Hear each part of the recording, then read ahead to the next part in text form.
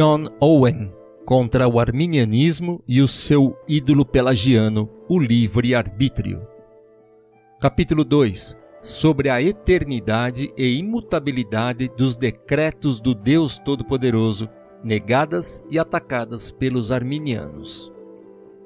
Sempre acreditou-se entre os cristãos, e isso sobre fundamentos infalíveis, como mostrarei a seguir, que todos os decretos de Deus são tanto internos quanto eternos atos de sua própria vontade e, portanto, imutáveis e irrevogáveis.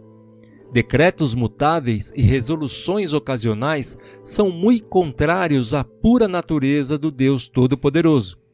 Tais princípios como estes, evidentes e claros por sua própria luz, nunca foram questionados por qualquer um antes que os arminianos começassem a professar deleitarem-se com sua oposição às noções comuns da razão a respeito de Deus e de sua essência, para que pudessem se exaltar até o seu trono.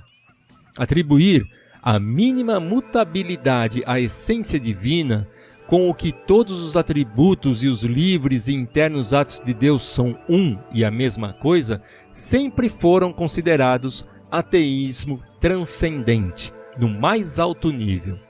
Agora, seja este crime de que natureza for, não é nenhuma imputação injusta acusar os arminianos dele, porque eles mesmos se confessam culpados e gloriam-se neste delito. Primeiro, eles minam e derrubam a eternidade dos propósitos de Deus, afirmando que, na ordem dos decretos divinos, há alguns que precedem cada ato da criatura, e, novamente, alguns que o seguem. Assim diz Corvinus, o mais famoso desta seita. Agora, todos os atos de toda criatura, sendo apenas de ontem, temporários, como eles mesmos, certamente, aqueles decretos de Deus não podem ser eternos, os quais os seguem em ordem de tempo, e ainda assim, eles forçam isso, especialmente no que diz respeito às ações humanas, como uma verdade segura e inquestionável. É certo que Deus quer ou determina muitas coisas que ele não faria, não seguindo o ato da vontade do homem após isso, disse ao grande mestre Armínio. Semelhantemente afirma, com pequena adição, seu genuíno aluno Nicolas Grevinchus. Eu suponho, diz ele, que Deus deseja muitas coisas que ele nem faria, nem justamente poderia querer e designar, sem alguma ação precedente da criatura.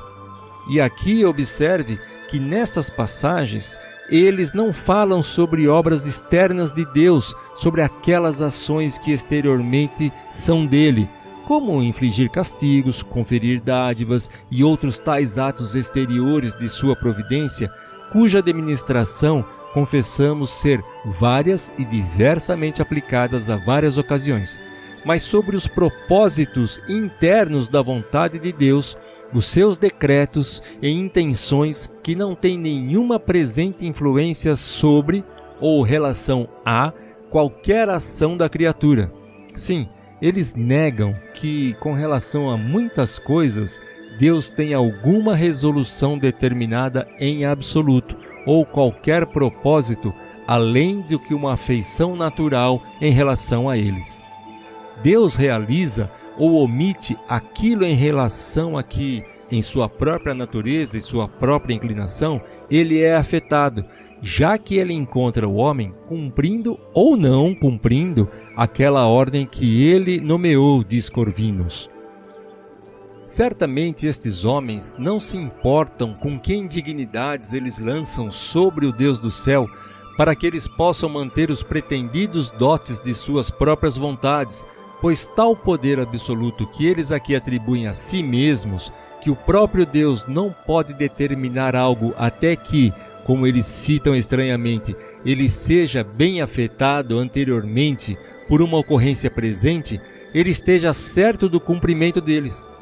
Agora, essa imputação que eles lançam sobre os decretos de Deus em geral, que eles são temporários, eles levam a origem deste assunto sobre esse particular que muito se encontra no caminho deles, o decreto da eleição.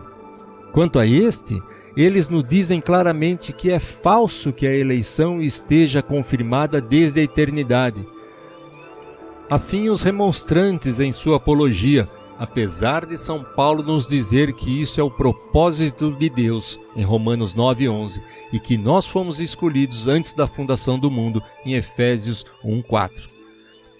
Também não é qualquer coisa a que os arminianos não consentem, a saber que há um decreto anterior a isso, o que pode-se dizer ser desde a eternidade, pois vendo que São Paulo nos ensina que a eleição nada é senão o propósito de Deus salvar-nos, afirmar que Deus eternamente decretou que Ele nos elegeria é a mesma coisa que dizer que Deus propôs que, no tempo, Ele proporia nos salvar. Tais resoluções podem ser apropriadas para as próprias cabeças bárbaras deles, mas não devem ser atribuídas ao único Deus sábio. Em segundo lugar, como eles afirmam que os decretos de Deus são temporários e têm um início, assim também expiram e têm um fim, ao estarem sujeitos às alterações e variabilidade. Alguns atos da vontade de Deus cessarão em um determinado momento, diz Episcopius. O quê? Dizer que algo entra em sua mente de forma a mudar a sua vontade? Sim, diz Armínio. Ele gostaria que todos os homens fossem salvos, mas, compelido pela malícia contumaz e incorrigível de alguns, ele quererá que eles se percam. Embora esta seja alguma recompensa, negando a Deus um poder para fazer o que quer, eles concedem que ele se contenta em fazer o que ele puder e não muito se queixe de sua difícil condição. Certamente, apenas por esse favor, ele é devedor aos arminianos. Ladrões concedem o que não é propriamente seu. Tendo roubado a Deus de seu poder, eles o deixarão tanta benevolência como que ele não seja incomodado por isso, ainda que ele seja, por vezes, compelido ao que ele é muito relutante em fazer. Como eles e os seus companheiros, os jesuítas, exclamam sobre o próprio Calvino por vezes usar a dura palavra sobre compulsão, descrevendo a obra eficaz e poderosa da providência de Deus nas ações dos homens, mas eles podem fixar o mesmo termo na vontade de Deus e nenhum mal é feito. Certamente ele um dia defenderá a sua própria causa contra eles, mas ainda não os culpem se a lei deve ser violada, a causa do reinado deve ser violada. É para fazerem de si mesmos absolutos que eles assim lançam fora o jugo do Todo-Poderoso, e isso tanto sobre as coisas dessa vida, quanto da que está por vir. Eles ficam muito conturbados que seja dito que todos nós trazemos conosco ao mundo uma pré-ordenação imutável da vida e da morte eterna, pois tal afirmação poderia completamente derrubar o principal fundamento da heresia deles, a saber que os homens podem esvaziar e frustrar a sua eleição, como eles juntamente a negam em sua apologia. Não é um sonho, diz o Dr. Jackson, pensar sobre os decretos de Deus a respeito das coisas que estão por vir a partir de atos irrevogavelmente consumados, o que impediria que o Elsíndios estabelecesse uma verdade, a saber, que os eleitos podem se tornar reprovados e os réprobos podem se tornar eleitos. Agora, estes ditos particulares é toda a doutrina deles sobre os decretos de Deus, na medida em que eles têm alguma referência às ações dos homens, mais exatamente em conformidade como, primeiro, a distinção deles em peremptórios e não peremptórios não é, como por eles aplicada, compatível à imutabilidade dos propósitos eternos de Deus. Transitórios, dizem eles, ou crentes temporários, são eleitos com tal ato da vontade de Deus como tendo uma coexistência de todas as formas proporcionais, tanto em sua origem, continuação e fim, com o seu esmorecer da fé, o que às vezes, como a boboreira de Jonas, é apenas filha de uma noite, de madrugada floresce e cresce, à tarde corta-se e seca. Um homem em Cristo, pela fé, ou realmente crente, é, na opinião deles, o objeto apropriado da eleição. Da eleição, eu digo, não peremptória, que é um ato pendente, esperando a perseverança final e a consumação de sua fé, e, portanto, imutável, porque o homem cumpriu o seu caminho. Deus não tem motivo para mudar o seu propósito de coroá-lo com recompensa. Assim também, um homem de acordo com sua infidelidade, seja presente e removível ou obstinado e final, é o único objeto de reprovação, que no último caso é peremptória e absoluta, na primeira, condicional e alterável. Estas são as qualidades da fé e da incredulidade em que a eleição e reprovação deles ocorrem. Agora, que um homem fiel, eleito de Deus, segundo a sua justiça presente, apostate totalmente da graça e deixe o réprobo, descrente, depor sua incredulidade e converter-se ao Senhor, conformemente a esta mudança de suas condições, são as alterações do propósito do Todo-Poderoso relativos a seu estado eterno. Mais uma vez, suponha que estes dois, por meio de cursos alternativos, retornem cada um à sua antiga condição. Os decretos de Deus em relação aos mesmos devem ser novamente mudados, pois é injusto com ele não eleja aquele que crê, ainda que seja apenas por uma hora, ou não reprovar os incrédulos. Agora, que mutabilidade podemos fixar nesses decretos, visto que está no poder do homem torná-los tão inconstantes como Euripo, fazendo também ser possível que todos os membros da Igreja de Cristo, cujos nomes estão escritos no céu, dentro de uma hora estejam inscritos no livro negro da condenação? Em segundo lugar, como estes decretos não peremptórios são mutáveis, assim eles fazem os decretos peremptórios de Deus serem temporais.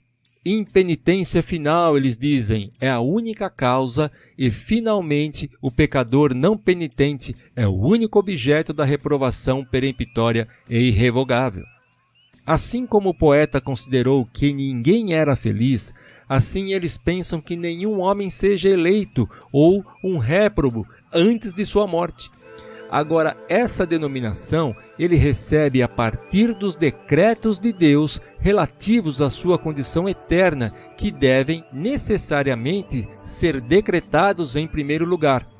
A relação que há entre o ato de reprovação e a pessoa reprovada implica na coexistência da denominação. Quando Deus reprova um homem, ele torna-se então um réprobo. O que, se não for antes que ele tenha realmente cumprido a medida de sua iniquidade e o selado com o talento da impenitência final em sua morte, o decreto de Deus deve ser temporal. O justo juiz de todo o mundo, tendo até então suspensa sua determinação, fica à espera da última resolução deste mutável proteus. Não que os decretos de Deus relativos às condições eternas dos homens estão em seu julgamento temporal e não começando até que eles morram, é evidente a partir de todo o curso da doutrina deles, especialmente quando eles se esforçam para provar que, se houvesse tal determinação, Deus não pode ameaçar castigos ou promessas de recompensa. Quem, dizem eles, pode ameaçar punição para aquele a quem, por um decreto peremptório, terá que ser livre da punição? Parece que ele não pode ter determinado salvar qualquer um a quem ele ameace punir, se ele pecar, o que é evidente que ele o faz por toda a sua vida neste mundo, o que faz de Deus não somente imutável, mas completamente o priva de sua presciência, e faz com que a forma de seu decreto ocorra assim: se o homem quiser crer, eu determinarei que ele será salvo. Se ele não quiser, eu determino que ele será condenado. Ou seja, eu devo deixá-lo entre mentes, fazer o que ele quiser, para que eu possa lidar com ele no final. Em terceiro lugar, eles afirmam que nenhum decreto do Deus Todo-Poderoso a respeito dos homens é tão inalterável, mas que antes todos aqueles que estão agora em descanso ou miséria poderiam ter tido porções contrárias, que aqueles que são condenados, como Faraó, Judas e etc., poderiam ter sido salvos, e aqueles que são salvos, como a Santa Virgem, Pedro, João, poderiam ter sido condenados, o que inflige uma forte acusação a respeito da mutabilidade do Deus Todo-Poderoso, que conhece os que são seus. Vários outros casos desta natureza eu produziria, pelo que seria mais evidente que esses inovadores na religião cristã, de fato, derrubam a eternidade e imutabilidade dos decretos de Deus. Mas estes são suficientes para qualquer homem exigente.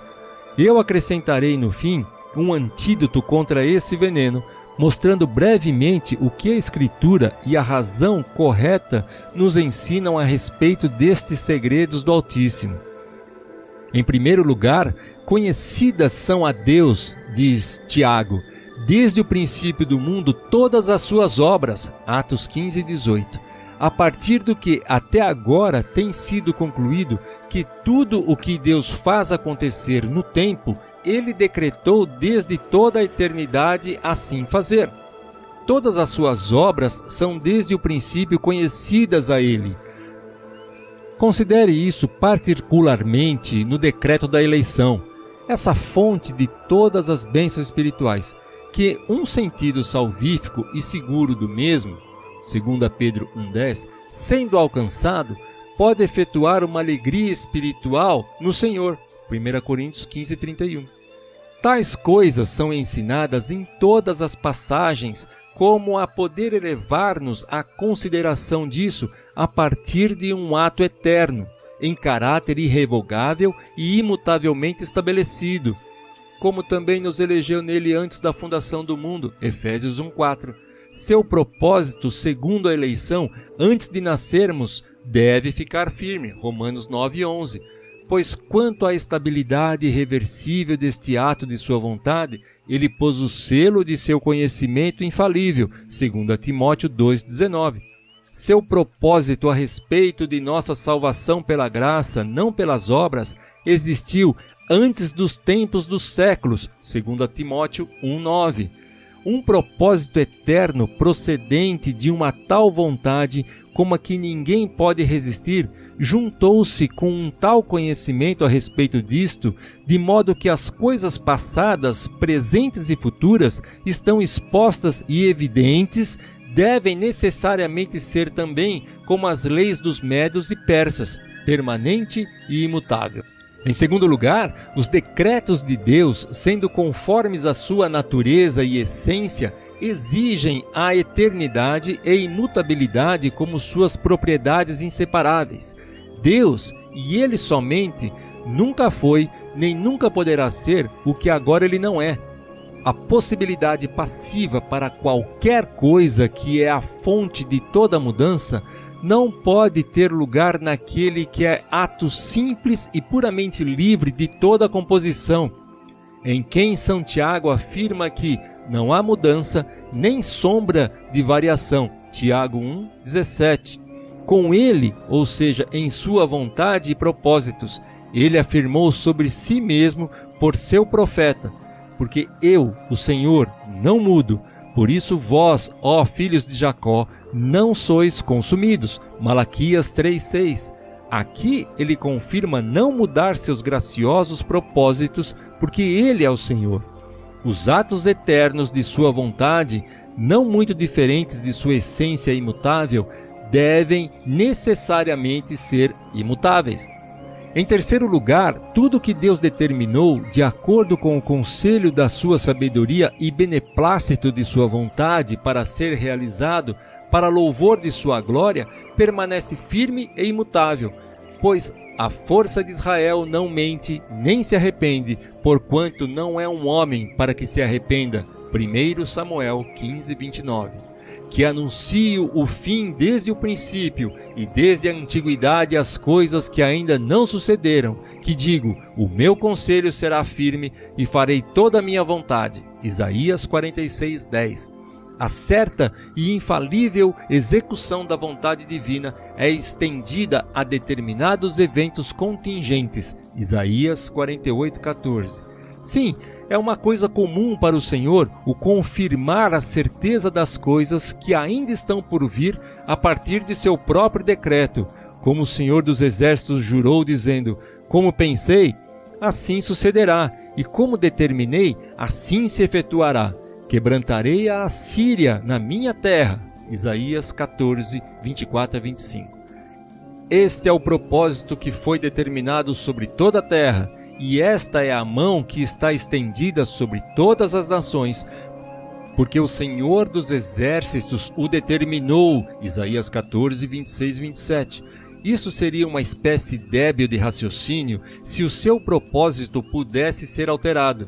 Não, se ele resolveu alguma coisa, quem então o desviará? O que a sua alma quiser, isso fará. Jó 23:13. Porque o Senhor dos Exércitos o determinou, quem o invalidará? Isaías 14:27. Assim, o propósito de Deus e imutabilidade do seu conselho, Hebreus 6:17, são seguros e firmes desde a eternidade e não dependem da inconstância variável dos homens mortais. Nós devemos assentir que isso seja assim, a menos que nós pretendamos colocar a impotência contra a onipotência e armar o barro contra o oleiro. Em quarto lugar, se a determinação de Deus a respeito de qualquer coisa deve ter uma origem temporal, é necessário que seja ou porque ele, então, percebeu alguma bondade nisso, do que antes ele era ignorante, ou porque algum acidente fixou a real bondade a alguns estados de coisas que não tinham sido a partir dele. Nenhum destes pode se afirmar sem cometer uma blasfêmia abominável, visto que ele conhece o fim desde o princípio, todas as coisas desde a eternidade, sendo sempre o mesmo, a fonte de toda bondade, da qual outras coisas participam naquela medida que lhe agrada comunicá-la a eles. Adicione a isso a onipotência de Deus. Na tua mão há força e potência, e não há quem te possa resistir, segundo Crônicas 20:6. O que não permitirá que qualquer um de seus propósitos seja frustrado. Em todas as nossas intenções, se o defeito não está no erro de nossos entendimentos, o que pode ser corrigido através de uma melhor informação, quando não conseguimos fazer o que deveríamos, nós faremos o que pudermos, pois a alteração do nosso propósito acontece quando falta-nos poder para cumpri-lo. Mas esta impotência não pode ser atribuída ao Deus Todo-Poderoso que está nos céus e fez tudo o que lhe agradou. Salmo 115:3. De forma que a imutabilidade da natureza de Deus, sua onipotência, a infalibilidade do seu conhecimento, a sua imunidade ao erro em todos os seus conselhos, de fato mostram que ele nunca falha em realizar qualquer coisa que ele propôs para a manifestação da sua glória. Para concluir o todo deste discurso, em que eu não desvelei a metade do veneno contido na doutrina arminiana a respeito dos decretos de Deus, eu irei brevemente apresentar-lhe a oposição que há nesta questão entre a palavra de Deus e os patronos do livre-arbítrio. Somente Escritura, como também nos elegeu nele antes da fundação do mundo, Efésios 1:4. Livre-arbítrio. É falso dizer que a eleição é estabelecida desde a eternidade. Apologia pró-confissão remonstrante.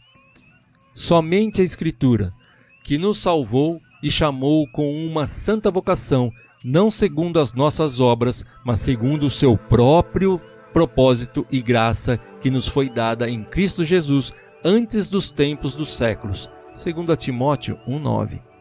Livre-arbítrio. É certo que Deus determina diversas coisas que ele não faria se um ato do homem não ocorrer antes. Jacó Armínio. Somente a Escritura. conhecidas são a Deus desde o princípio do mundo todas as suas obras. Atos 15 e 18. Livre-arbítrio. Alguns decretos de Deus precedem todos os atos da vontade da criatura e alguns a seguem. Johannes Arnoldus Corvinus. Somente a Escritura, que anuncia o fim desde o princípio e desde a antiguidade as coisas que ainda não sucederam, que digo, o meu conselho será firme e farei toda a minha vontade. Isaías 46:10. Livre-arbítrio. Os homens podem fazer esvaziar a frustração à sua eleição. Apologia pró-confissão remonstrante. Somente a Escritura, porque não tendo eles ainda nascido, nem tendo feito bem ou mal, para que o propósito de Deus, segundo a eleição, ficasse firme, não por causa das obras, mas por aquele que chama. Romanos 9:11. Livre-arbítrio. Não é de admirar se os homens, às vezes, de eleitos tornam-se reprovados e de reprovados eleitos. Isaac Welsindius. Somente a Escritura. Todavia, o fundamento de Deus fica firme, tendo este selo: o Senhor conhece os que são seus. 2 Timóteo 2:19. Livre-arbítrio. Eleição é incerta e revogável, e quem nega isso derruba o Evangelho. Nicholas Grevinchovius. Somente a Escritura. O conselho do Senhor permanece para sempre, os intentos do seu coração de geração em geração. Salmo 33:11. Livre-arbítrio. Muitos decretos de Deus cessarão em um determinado momento. Simon Episcopius. Somente a Escritura. O meu conselho será firme e farei toda a minha vontade. Isaías 46:10. Livre-arbítrio. Deus quer que todos os homens sejam salvos, mas, compelido com a malícia obstinada de alguns, ele muda o seu propósito e terá que eles perecerão. Jacó Armínio. Somente a Escritura, porque eu, o Senhor, não mudo. Malaquias 3:6. Livre-arbítrio. Assim como os homens podem converterem-se de crentes em incrédulos, assim a determinação de Deus a respeito deles muda. Confissão remonstrante. Somente a Escritura. Toda boa dádiva e todo dom perfeito vem do alto, descendo do Pai das luzes, em quem não há mudança nem sombra de variação. Tiago 1:17, Êxodo 3:13 e 14. Livre-arbítrio. Todos os decretos de Deus não são peremptórios, mas alguns condicionais e mutáveis. Sermão de Oxford.